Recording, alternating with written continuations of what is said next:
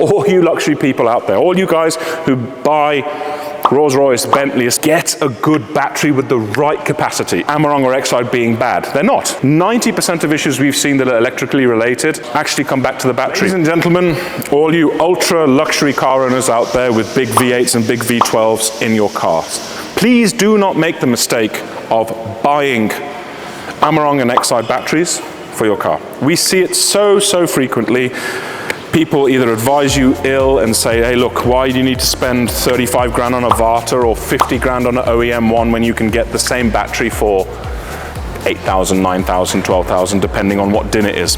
Just because your battery is a DIN 95 with an Exide and Amarong or a DIN 100 does not mean that it has the same properties and under crank voltage ratings that the bigger German Varta batteries have, okay? Now, I don't want to get into a spat about Amarong or Exide being bad. They're not. They're good batteries, okay? And in certain cases, OEM for some manufacturers. However, what battery people don't tell you is what actual capacity a big engine requires in order to be cranked. That starter motor requires enormous amounts of current to come in from the battery, which these ones just don't have for the most part. So, we're going to look into further ways of identifying them, testing them, charging them, and what you need. But the bottom line is, for all you luxury people out there, all you guys who buy Rolls-Royce, Bentley, especially the older ones, get a good battery with the right capacity. It makes a massive difference. And believe me, 90% of issues we've seen that are electrically related, ABS, EBD, engine check light, actually come back to the battery. We see so many shortages and parts failing on these cars because the batteries are just not what they should be. Furthermore, how often do you change your battery? It's a very difficult one to answer. Provided your alternator is charging the battery well, I would honestly tell you guys, we've seen Rolls-Royce batteries, rather Varta batteries on a Rolls-Royce and the Bentleys last for about 3 to 4 years, not longer than that. Bentleys can extend a bit more, but honestly speaking, it really depends on your usage, how much you drive the car, but it honestly can be anywhere from 3 to 5 years.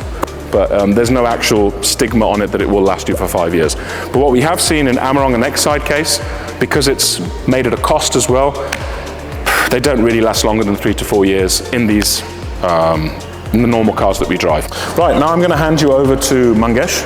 And Mangesh is our head technician, has been with us for many years, and he's going to explain exactly how to test each of these batteries and give you all an in-depth sort of review about the things you need to do and the myth behind why a multimeter is not really what you need in this particular case. So Mangesh, over to you. Yes. तो अभी हमें battery check करना है, तो multimeter का use करना नहीं है अपने को। मल्टीमीटर से अपने को खाली वोल्टेज मिल जाएगा।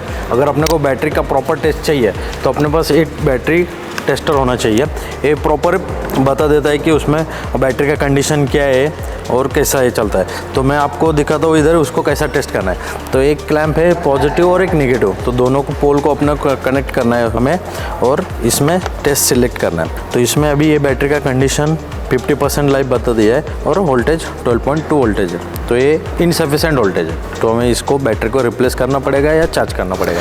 Okay, I hope this video was helpful to those of you out there, and if you have any questions or any comments about what we've said or anything that needs clarity for you, please feel free to drop us a message in our section below, and we'll look forward to replying to you. Have a great day.